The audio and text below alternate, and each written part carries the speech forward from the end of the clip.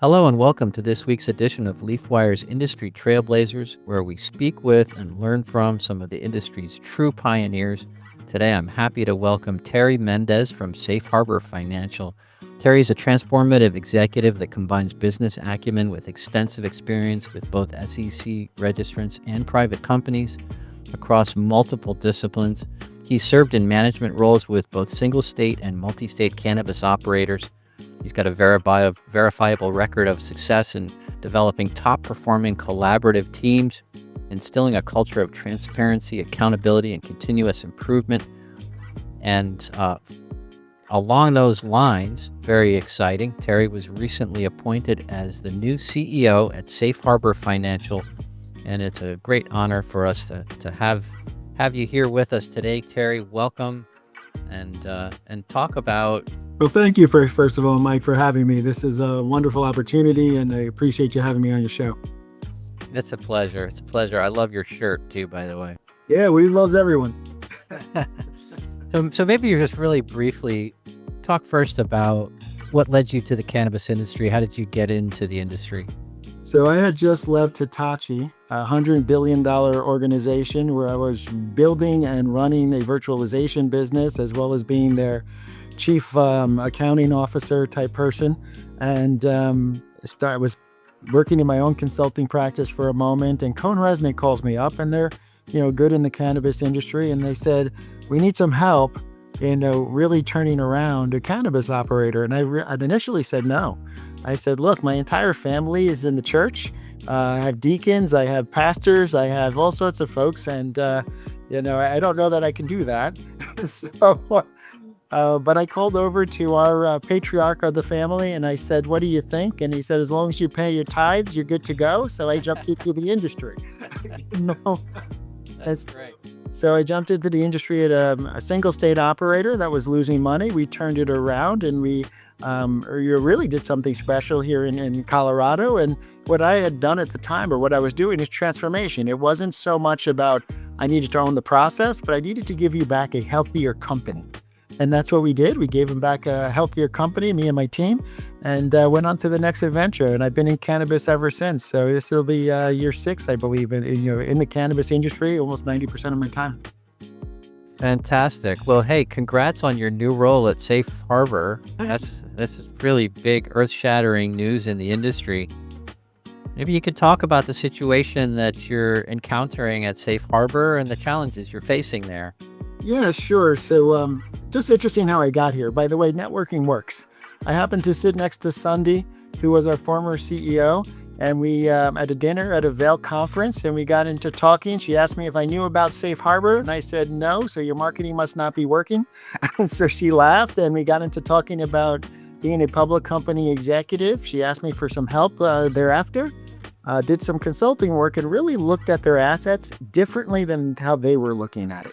I was looking at their assets and saying, what can I build upon versus how do I fix or refine what I already have? And they knew already how to fix and refine and make it better, and every year continuously improve the base business, the core business. But we're sitting on, and I'll tell you, $25 billion of transactions have been processed on their platform. And I looked at that and said, that's a heck of a running head start. LinkedIn didn't even have that type of running head start. Right? To build something that you can actually leverage into a platform where cannabis-related businesses can go to and find ways to lower their cost of production. And so as I looked at this, I said, guys, while you have a wonderful platform where your customers are the financial institutions and your clients are the cannabis-related businesses, there's more we can do for cannabis-related businesses, and that's where you can grow, and that's where you can prosper. The banking side is phenomenally competitive, and we offer some really interesting solutions. And yes, they should do a better job marketing this because what you have is special. But that's an easier fix than building. And let's build something that will sustain us for the next 10 years. So I look at this as a moment that matters, an inflection point for the organization to actually invest in what the cannabis industry needs right now, which are options to lower the cost of production when everything else is so expensive. Wow, that's a big lift. It's been fun.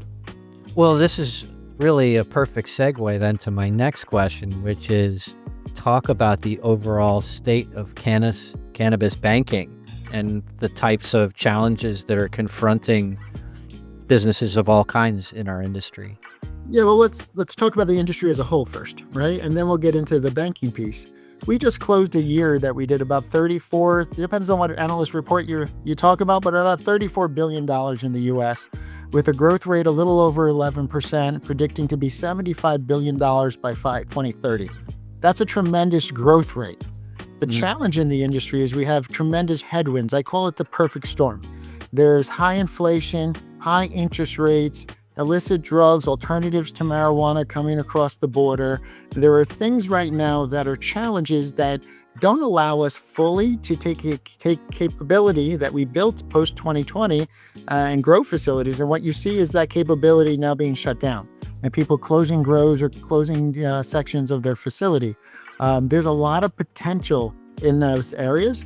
And if we can hit those potentials and we can see some movement in alleviating some of those pain points, that would be great. That's outside of regulatory change. That's living with 280E. The States Act is something else that's out there that could also be very, very helpful and has some momentum on it, where safer banking may never see the light of day. I saw something today from the Dales report that said, Chuck Schumer never got it out of his drawer.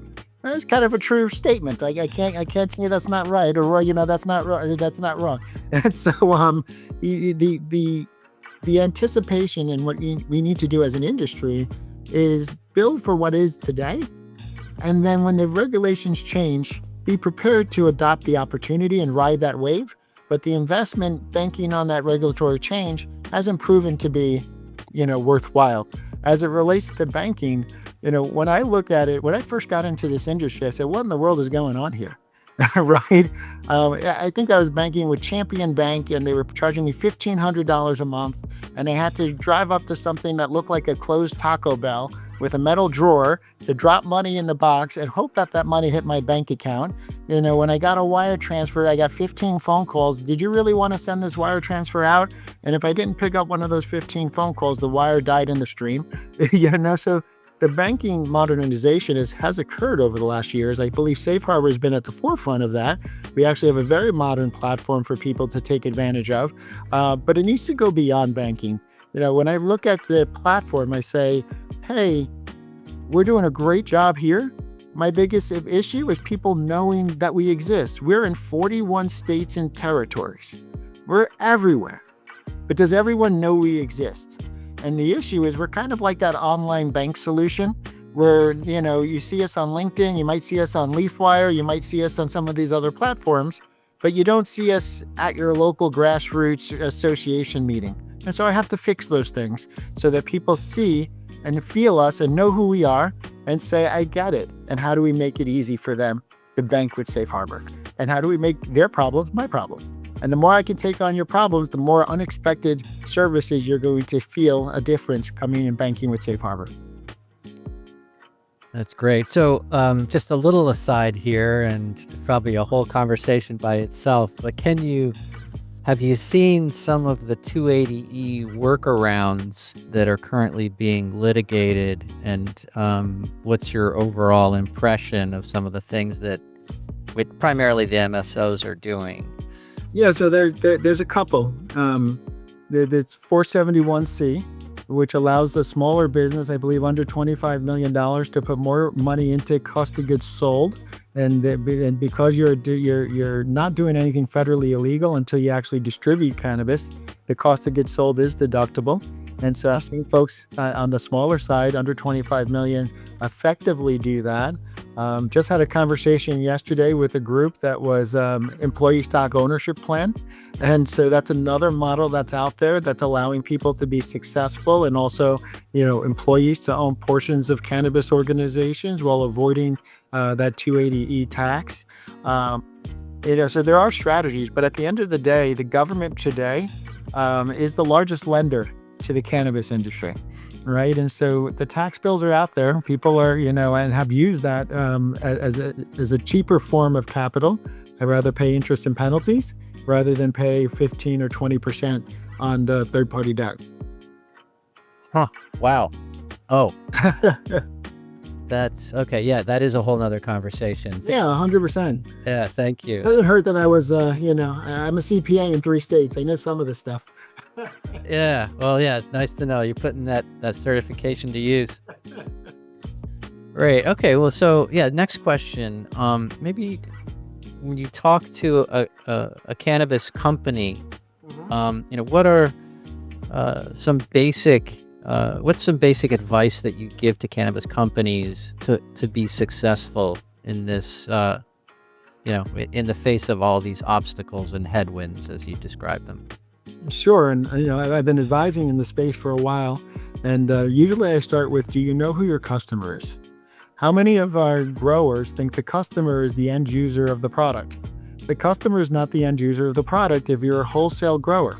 The dispensary partner is your customer. They're the people paying your bill. If you're an extractor, the dispensary partner is the person paying your bill. And if you understand that every single dispensary is its own ecosystem, even with an MSO, a dispensary in Michigan owned by the same person that has a dispensary in New Mexico or Arizona, those dispensaries feel different. They're catering to a different clientele. It's not necessarily the same thing as a McDonald's. You go everywhere and you get exactly the same things, right? Because of the state situations where you can't actually have exactly the same things in every state, right? Yeah. And so understanding your dispensary partners and actually putting them in pods, which is one of the ways that I help my single state operator change the world for them, is put them in pods and say, these are ones that seem to go after the same customer base. What do you want me to grow, right? How much of it do you need? Can I be able to devise a strategy for pods of customers that really differentiate you from your competitors? Because if you're a commodity, and, a lot of times the cultivators look at their weed as commodities. I mean, everybody has the best weed, which means everybody's weed is the same. And so, right? And so if you're a commodity, what are you doing to make your dispensary's life, easy? Some take the approach of, I need a menu of everything. I need high grade to low grade weed. I need extraction products. I need joints. I need this, that, and the other. So when I walk in, I can sell them everything. That's a good strategy. Yes, not everybody can do it or afford it. So what's going to be your strategy to differentiate your value proposition to your customer? So that's, one thing I talk about is let's understand your customer at a very deep level. And of course, the end user is important, but it's only important if you're aligning that with your customer strategy. And then I talk to people about the conservation of cash. Access to capital has always been hard. It's harder today than it was 5 years ago. But being judicious with your cash and actually showing and demonstrating to an investor how you've been more successful than the next person in the judicious use of that cash and return on equity and return on investment value. I tell people, think about it in terms of eights. If I'm going to hire a controller and that person costs me 120 grand a year, right? Okay, how many eights do you have to sell in order to get value from that controller? And the sales price isn't the right price. It's the profit that you get from the sale, right? So really, how many eights do you have to sell in order to get, comfortable with that 120, 150 grand a year controller, right? What's the return on the investment? What is the problem the controller is going to fix? And is it worth the sales effort? And if you say yes, great. What's that return and what's that payback? That's how you tell that story. I do not make a decision unless I understand the sales effort necessary to fund that decision. And once that decision is funded, then I move forward. Even if it's a credit, most of the time you're hiring a financial person because some debt agreement or some person says, I'm not going to give you money unless you have this. Okay, add that to the cost of that debt. If you're taking out a $5 million loan and it's at 5% interest and you have a $150,000 guy that's required because of that, that's part of your interest rate. And let's talk about what it really costs you to carry that debt, especially when you're then thinking about how do I pass that along to my customer and price my products.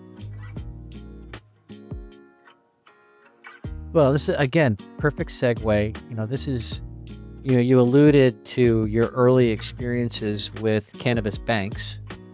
And now, clearly there are some players out there, some good cannabis banks out there that have been solving some problems. But yeah, what's unique about Safe Harbor and the way you approach cannabis banking? What sets Safe Harbor apart? Sure. So when I first started, we were going through a transition where one of our financial institutions decided to exit the cannabis business for whatever reason. So they had hundreds upon hundreds of cannabis-related businesses on that particular platform. We transitioned them onto another financial institution. We made it our problem. It wasn't their problem to go find another financial institution.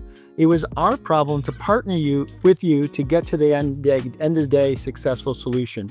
We're doing that also with cashless ATM, ACH-based ATM, closed loop and open loop systems. And so every time we refer someone into someone, right, we own that with you. We've helped you get to that person. And if that person is not successful for some reason or another, I want to have a bank of people I've already vetted to say, we're going to help you move from point A to point B. Not many people know even to do that, right? When we are run and operated by someone who was a cannabis operator, who held an owner's badge, we have a very different perspective on what great service could look like. And I'm building some of the infrastructure, but one day I want to be able to take some of that risk, that $150,000 controller, and help move it into a low-cost center of excellence to allow you the opportunity to focus on your grow, on your extraction, on your joint rolling operation, on your kitchen, whatever it is you're doing. That's what you love and want to do. You don't want to do HR. You don't want to do IT. You don't want to do accounting and finance. So if I can pull that from you, great. I want the world to know that they should be calling Safe Harbor for every issue they're facing. Let me be part of your risk management assessment. Let me think about your problems with you, and let's bring solutions to the table that are sustainable for the entire ecosystem. And as we build those solutions, think about really cementing a strong middle market cannabis operator. It's going to be hard in the coming years if we don't do this for the single state operators really to survive in nearly every market. And those are very important aspects of the business. And so I want to make sure that I, not only focusing on our best MSOs out there, but I'm also focusing on making sure the single state operators have access to success and access to talent and access to sustainable banking, access to lending products. That's my focus. Sounds great. It's helping me also just to think about how Leafwire helps people as well. And I love to hear that. It's all about our partnerships as well. Yes. I'm also curious, Terry, just here's another kind of left field question. What's your feeling about vertical integration and the importance of vertical integration when it comes, whether you're an SSO or an MSO or even a multi-country operator? Do you see vertical integration as an important aspect of success? Just curious what your view is on that. Initially, I was very skeptical of vertical integration as a strategy, because vertical integration as a strategy requires you to be great at multiple things. You got to be a great cultivator. You got to be great at extraction. You need to know how to bake something in the kitchen. Right? Yep. You need to know how to make the cookies, right? Yeah, it's very multidisciplinary, right? So you have all these disciplines. Yeah. And my initial hesitation was leadership in cannabis organizations were really focused on growing great weed. Right. And so I knew I can grow great weed, but now I need to bake something, or I have to extract something, or I got to do something different. And the initial push to vertical integration, a lot of that failed, right, because of those types of situations. But I think people have now solved that need and know that if you're going to have a kitchen, you need a chef. If you're going to have an extraction facility, you need to know you need to have an expert in that. And the marketing of those things individually is such a different animal. The way you market, joints and weed is very different than you market a vape pen, very different than you market an edible. Your positioning and competition within each one of those verticals are strong. And so now you have this capability, you're going to feed your dispensaries. And as you're feeding your dispensaries, you make one of two potential mistakes. Right? One mistake is feeding only your dispensaries. So your product is only found in your dispensaries, and it's 80% of what you sell, and you have no other options. So you walk into CVS and you only get CVS brand and you don't have anybody else's brand. I can't find NyQuil. I got ZZ Quill or whatever else that weird thing is. Right?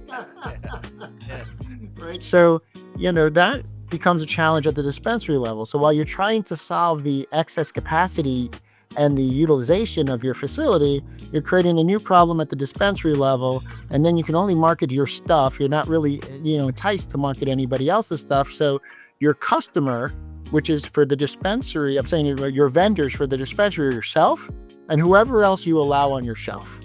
Right? And that's an art all to itself. And so now you need a lot of expensive people that know how to, do artwork across all of those different things and make sure you don't produce excess inventory.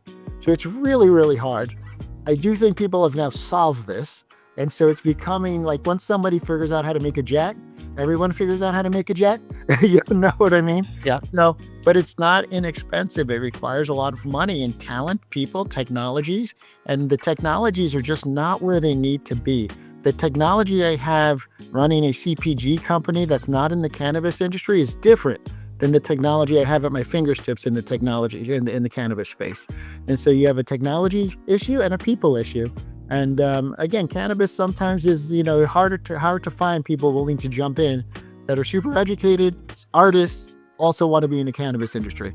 You're asking for the unicorns of the world to step up, and again, people have found the unicorns and people are being successful there. So I'm not going to knock vertical integration, but the initial kind of models didn't work very well. Interesting. Okay. Cool. Well, yeah. So this is usually how we've been closing these is just to get from you your take about where we are overall as an industry. What's your? I mean, you're still here. You're still in the industry. So that's a positive sign. But maybe you could just talk about how do you see the state of the industry over the next 5 to 10 years? We're gonna grow. We're gonna grow rapidly. I'm optimistic that while we can all have different political views, that lowering interest rates, lowering inflation, and managing the ability for illicit alternative to come over the border will be positive for our industry. We're seeing people get their the COVID checks that they were promised. So you're seeing that money come into the industry, which is going to be helpful to ancillary ability to have access to capital. As the interest rates come down, what's happening with interest rates is if I'm up to, there's risk-free rates of like 4.5%. I can get 4.5% with totally no risk. So if you're going to jump into a risky industry, you're going to want a lot higher interest rate in order to compensate you for the risk that you're taking. And in between, there's things like commercial real estate that are less risky, but also provide you a nice return. And so that access to capital, once that starts, once that dynamic changes, those companies that are prepared and can show the judicious use of capital during this hardship time will win the access to capital gain and will be able to chase new growth opportunities. And we're not fully out there yet. We're doing business in 41 states and territories. But there's plenty of states where rec isn't legal yet, where medical is not legal yet, and there's countries out there that are just at the middle of figuring out what they want to do. And we're taking a look at international capabilities and where we can fit in for people that want to bank in or want to do business and import into the U.S. Maybe Safe Harbor has a role in that in the future. And it's exciting to see countries like Germany and others, start taking off. So I'm optimistic to see that some of the excess, if we figure out some of these rules, we've built massive capabilities and capacities. When those open back up and we can ship that stuff internationally, there's a whole new set of, opportunity for people to take advantage of. Fantastic. Well, yeah. I think we got to handle schedule 1 before we can do that, but we'll get there. Yeah, we'll see. But that's like build for now and just prepare for tomorrow, but build for now. Yeah, fantastic. Well, it's really illuminating, Terry. I've learned a lot from this conversation. Thank you so much for taking the time, and best of luck. Thank you. With Safe Harbor. We're looking forward to seeing all your success coming forward. Appreciate it. I really appreciate it. I think this is going to be a fun thing where we're taking something that has all the right ingredients, building the cornerstone, and then building out from there. Fantastic. Well, take care and we'll talk again soon. Appreciate it. Take care.